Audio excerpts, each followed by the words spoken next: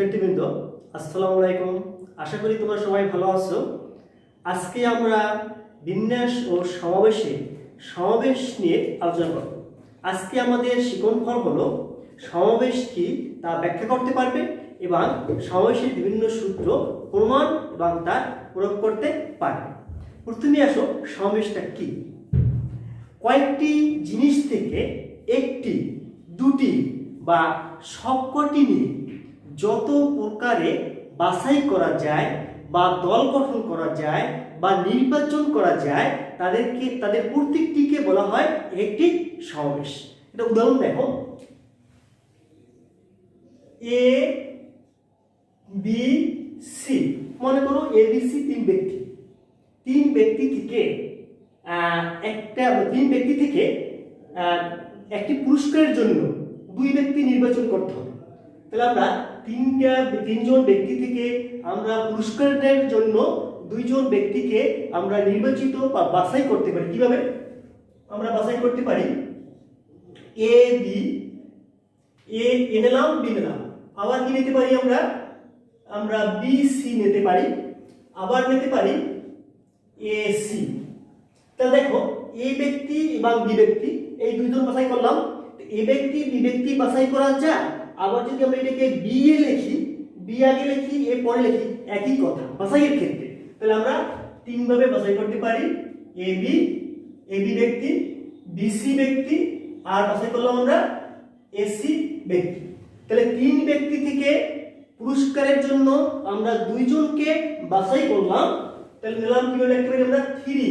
তিনজন থেকে C, combination C, 3C2 বাছাই করলাম দুইজন। কয়টা পাইলাম? কয়জন বাছাই পেলাম আমরা পাইলাম তিন ভাবে বাছাই করতে পারি। 3C2 = 3। এখন দেখো, আমরা এইটা যেটা করলাম এটা হলো দল গঠন, দল গঠন বা বাছাই। আর এইটাকে বলা হয় সমাবেশ। এখানে দেখো, সমাবেশের ক্ষেত্রে এ আগে না বি আগে ক্রম বিবেচনা করা হয় না। এখানে ক্রম বিবেচনা করা হয় না, ক্রম বিবেচনা করা হয় না। এটা হলো সমাবেশ। এখন যদি আমরা আবার বলি, তিন ব্যক্তি থেকে দুটি পুরস্কারের জন্য, প্রথম এবং দ্বিতীয় দুইটি পুরস্কারের জন্য কতভাবে সাজানো যায়, তাহলে আমরা এই দুই ব্যক্তিকে আবার কিভাবে সাজাইতে পারি?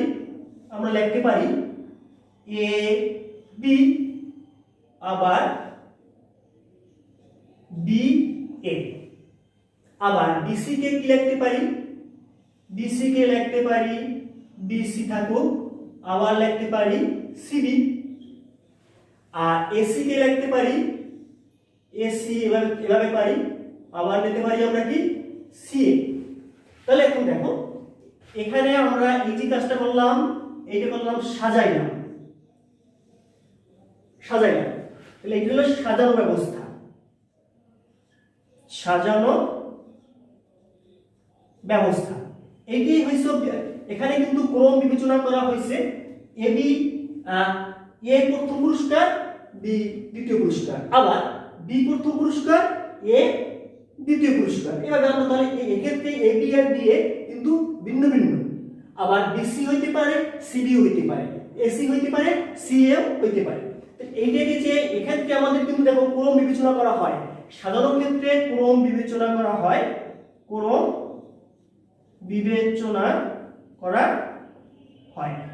এইটা হলো বিন্যাস। তাহলে এটা কি করলাম আমরা?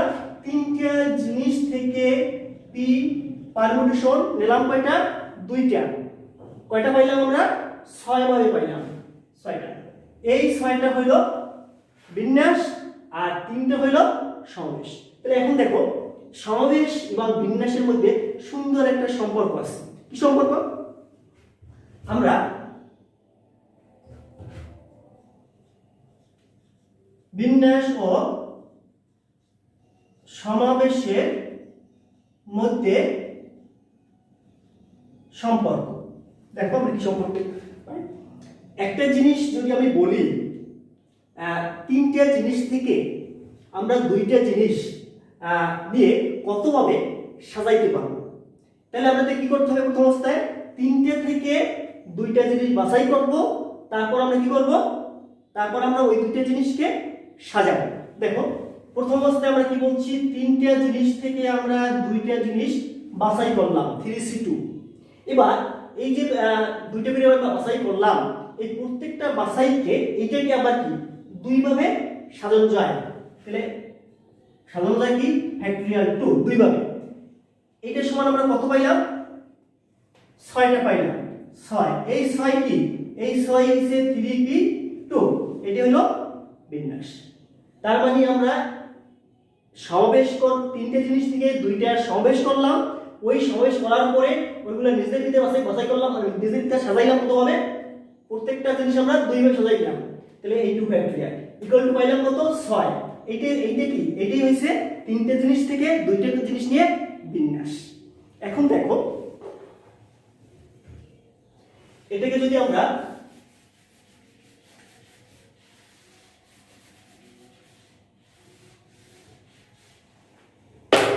তিনটা থেকে আমরা দুইটা নিয়ে এই 3C2, এখন এই যে আমরা পাইলাম 3C2 গুণ 2 ফ্যাক্টরিয়াল ইকুয়াল টু 3p2। এখন যদি আমরা বলি তিনটা থেকে এটা ঘুরাই লিখি, 3p2 ইকুয়াল টু 3C2 গুণ 2 ফ্যাক্টরিয়াল। যদি আমরা বলতাম তিনটে না 5টা জিনিস থেকে তিনটে জিনিস নিয়ে বিন্যাস, তখন আমরা কি লিখতাম? 5 5টা থেকে যদি তিনটে নিতাম তাহলে বলতে পারতাম আমরা 5p3 ইকুয়াল টু 3 জায়গায় 5c3 গুণ 2 ফ্যাক্টরিয়াল মানে কি 3 ফ্যাক্টরিয়াল। এখন যদি এখান থেকে আমরা জেনারেল সূত্রটা বলি, n সংখ্যক জিনিস থেকে r সংখ্যক জিনিস নিয়ে সাজানো, তাহলে কি লিখবো আমরা? 5 এর জায়গায় n p r equal to n c r equal to 3 বলতে r ফ্যাক্টরিয়াল। এইটাই হইছে তোমাদের বিন্যাস এবং সমাবেশের মধ্যে একটা সম্পর্ক। বিন্যাস ও সমাবেশের মধ্যে সম্পর্ক। এখন দেখো এই যে এনপিআর বিন্যাসের সূত্র আমাদের জানা আছে, তাহলে আমরা এনপিআর এর পরিবর্তে কি লিখতে পারি? n factorial n minus r তার ফ্যাক্টরিয়াল, আর এখানে n c r থাকুক r ফ্যাক্টরিয়াল। তাহলে আমরা কি পারি? এই r ফ্যাক্টরিয়ালকে আমরা নিচে নিয়ে আসতে পারি, n factorial r factorial n minus r তার factorial equal to n c r। তাহলে আমরা n c r equal to n factorial divided r factorial n minus r তার ফ্যাক্টরিয়াল। এইটাই হচ্ছে আমাদের বিন্যাসের মূল সূত্র। এটাই সমাবেশের মূল সূত্র। সমাবেশের মূল সূত্র এইটাই আমরা সমাবেশের মূল সূত্র। NCR এই কম্বিনেশনের C, NCR equal to n factorial r factorial n minus r factorial. এখন এই সূত্র ব্যবহার করে আমরা সমাবেশের ম্যাক্সিমাম অঙ্কে আমরা এই সূত্রের সাহায্যে ব্যবহার করতে পারি। এখন দেখো যদি আমি বলি 6 জন ব্যক্তি বা 6টি জিনিস থেকে দুইটা জিনিস কতভাবে বাছাই করা যায়, তাহলে তোমরা কি করবে? 6টি জিনিস থেকে 6c2, 6টি জিনিস থেকে দুইটি জিনিস কতভাবে বাছাই করা যায়? তোমরা বলবে 6c2। এখন এটা 6c2 মানে একভাবে বাছাই করা যায়, 6c2 ভাবে। এটা যদি ব্যাখ্যা করি আমরা, দেখো 6টা জিনিস যদি মনে করো a b c d 1 2 3 4 5 6 6টা জিনিস, দুইটা জিনিস কি হতে পারে? এই দুইটা জিনিস তুমি বাছাই করলা এবি। এবি বাছাই করার অর্থ কি? বাকি কি থাকে? C D E F. এই দুইটা তুমি বাছাই করলা 6 6টা থেকে দুইটা 6C2। এইটা যেমন সব এইটা বলে এইটা বলা হয়তো 6C, তুমি একদিকে দুই ভাগ করে রইল, কিন্তু এই সাইডে কিন্তু চারটা আছে, তাহলে আমরা 6C4 যদি বলতাম, এই 6C2 আর 6C4 একই কথা। 6C2 ভাবে বাছাই করা যেতে পারে, 6C4 ভাবে বাছাই করা যেতে পারে, এই দুইটার মান একই হবে।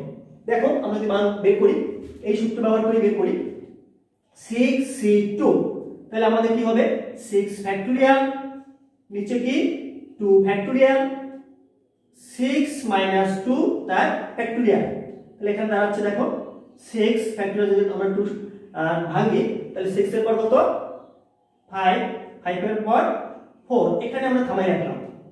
নিচে 2 ফ্যাক্টরিয়াল, 2 * 1, আর 6 থেকে 2 গেলে কত 4 ফ্যাক্টরিয়াল, 4 ফ্যাক্টরিয়াল। এই 4 ফ্যাক্টরিয়াল বাদ দাও, তাহলে এখানে কাটো 3 × 6 3 × 5 15। তাহলে আমরা কি পাইলাম? 6C2 এর মান পাইলাম 15। এখন আমরা দেখি 6C4 এর মান 15 হয় কিনা। 6C4 একই ভাবে 6 ফ্যাক্টরিয়াল ডিভাইডেড বাই 4 ফ্যাক্টরিয়াল, 6 - 4 তার ফ্যাক্টরিয়াল। তাহলে এখন দেখো এখানে 6 ফ্যাক্টরিয়াল যদি সামনে আগাও, 6 এর পর কত 5, 5 এর পর 4, এখানে থামাই রাখলাম।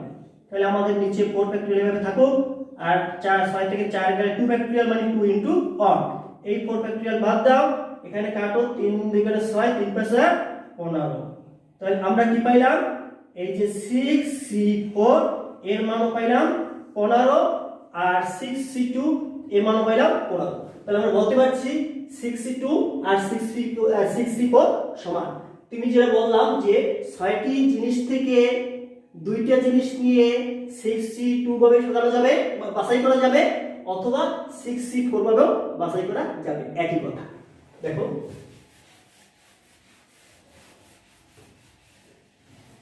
তাহলে আমরা প্রমাণ এখানে কি করলাম যে 6C2 = 6C4।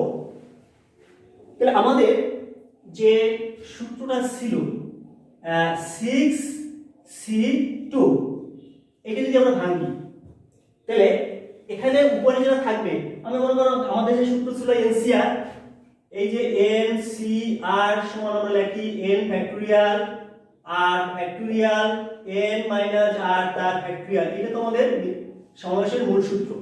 এখন যদি আমরা এই সূত্রের সাহায্যে না ভাঙিয়ে এভাবে মনে রাখতে পারি, যেমন 6C2, তাহলে 6 ফ্যাক্টরিয়াল, উপরেরটা ফ্যাক্টরিয়াল, নিচে ভাগ করলাম, এক ভাগে আছে 2 তার ফ্যাক্টরিয়াল, এক ভাগে 2 থাকা মানে আরেক ভাগে কত থাকে 4 থাকে, 4 ফ্যাক্টরিয়াল। এই তাহলে এই সূত্রের সাহায্যে ভাঙলো এটাই আসবে। তো যাই হোক, এখান থেকে আমরা একটা সূত্র আরেকটা সূত্র দাঁড় করাইতে পারি। দেখো যদি আমরা 6 না বইলা n সংখ্যক জিনিস বলি, n সংখ্যক জিনিস থেকে r সংখ্যক জিনিস যদি নেই, তাহলে কি হবে NCR = NC। এখানে এই 6 থেকে 2 গেলে কত থাকে 4, সেই করে কিন্তু লেখা হয়েছে এখানে। তাহলে এখানে কি লিখতে পারবো NC n - r। এটাও একটা সূত্র, এটাকে বলা হয় সম্পূরক সমাবেশ।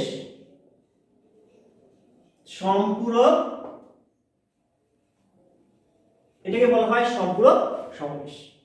এখন দেখো এখান থেকে আমরা আরো একটা সূত্র লিখতে পারি, এইটাকে যে 6C2 6C4, তাহলে আমি উপরের 6 সমান কি লিখতে পারবো 6 সমান লিখতে পারবো 2 + 4। এই 6 সমান কি এই দুইটা যোগফল। তাহলে যদি আমরা এভাবে দাঁড়া করাই NCX = NCY, তাহলে আমরা n সমান কি লিখব, এই n সমান কি লিখব এই দুইটা যোগফল x + y, এটা লেখা যাবে। একটা আমরা শিখলাম, একটা। যাও এবার আমরা সমাবেশের কিছু ধর্ম লিখব।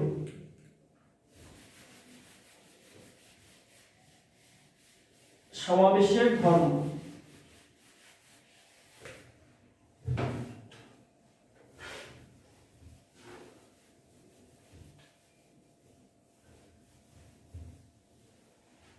দেখো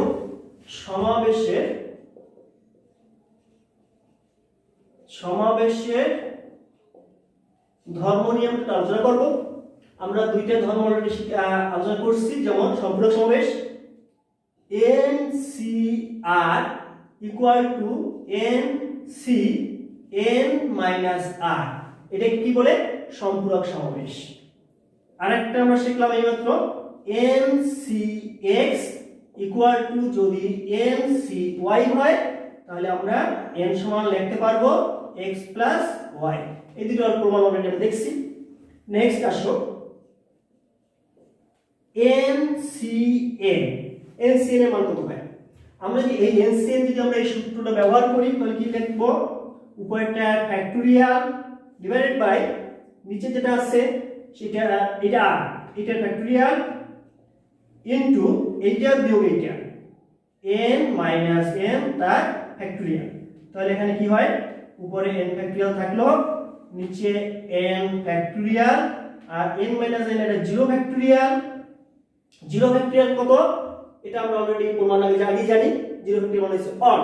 তাহলে অন হয় তাহলে n factorial by n factorial মানে অন। তাহলে আমরা কি পাইলাম? NCN মান কত? অন। NCN one. আমরা কিন্তু NPN p এর ক্ষেত্রে কি জানতাম? NPN সমান কি? n factorial. বিন্যাসের ক্ষেত্রে কিন্তু n ফ্যাক্টরিয়াল, এটা আমরা বিন্যাস থেকে জানি, কিন্তু সমাবেশের ক্ষেত্রে NCN সমান অন। নেক্সট আসো 4 নম্বর ধর্ম আসো NC যদি 0 হয়, NC 0 এটা কি হয়? আমরা এই সূত্র ব্যবহার করি, উপরটার ফ্যাক্টরিয়াল n ফ্যাক্টরিয়াল, এটা হচ্ছে r বলতে 0 তার ফ্যাক্টরিয়াল, n মাইনাস 0 তার ফ্যাক্টরিয়াল। তাহলে এখানে কি হবে? n ফ্যাক্টরিয়াল 0 ফ্যাক্টরিয়াল মান কত? অন। n মাইনাস 0 বলতে এখানে n ফ্যাক্টরিয়াল, এটা বাদ যাবে, তার মানে আমরা পাইলাম NC 0 এর মান কত? অন।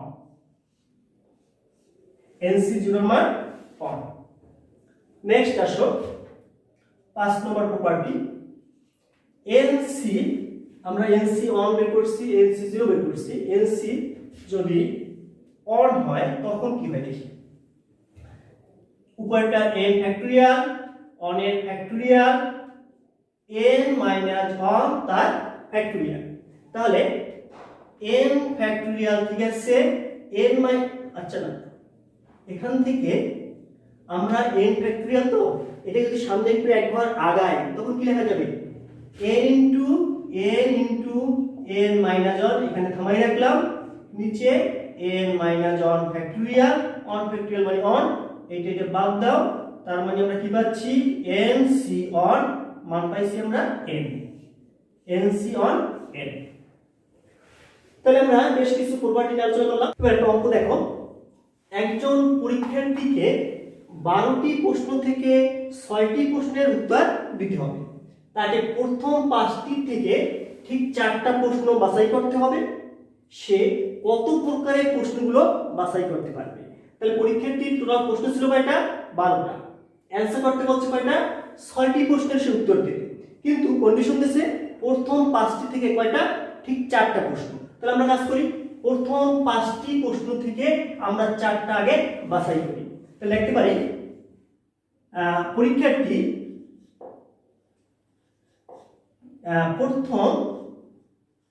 প্রথম 5টি প্রশ্ন থেকে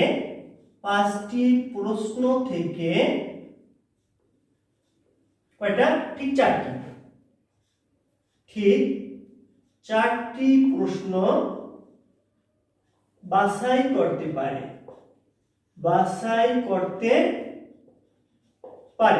তাহলে আমরা 5টা থেকে বাছাই করব 4টা, আমরা বলতে পারি 5C4। এটা যদি আমরা ক্যালকুলেশন করি তাহলে আমরা লিখতে পারি 5 ফ্যাক্টরিয়াল, নিচে 4 ফ্যাক্টরিয়াল, 5 মাইনাস 4 তার ফ্যাক্টরিয়াল। তাহলে 5 ফ্যাক্টরিয়াল 4 ফ্যাক্টরিয়াল আমরা পরে থামাই রাখলাম, আর এখানে 4 ফ্যাক্টরিয়াল, আর 5 থেকে 4 এখান থেকে 1, তাহলে এখানে আমরা পাচ্ছি কত? পাচ্ছি 5। দেখো তাহলে প্রথম 5টা থেকে সে 4টা অ্যান্সার করছে। অ্যান্সার করতে হবে কয়টা? তাই 6টা। অবশিষ্ট 6টা থেকে সে 4টা অ্যান্সার করছে, 4টা বাদ দাও, তাহলে থাকে কয়টা? 2টা। অবশিষ্ট 2টি প্রশ্ন, তাহলে অ্যান্সার করতে হবে বাকি আছে 2টা। আর প্রশ্ন ছিল 12টা, 12 থেকে 5টা বাদ দাও, 2টি প্রশ্ন থেকে 2টি প্রশ্ন 12 মাইনাস 5 ইকুয়াল টু 60টি প্রশ্ন থেকে 60টি প্রশ্ন থেকে বাছাই করতে পারে,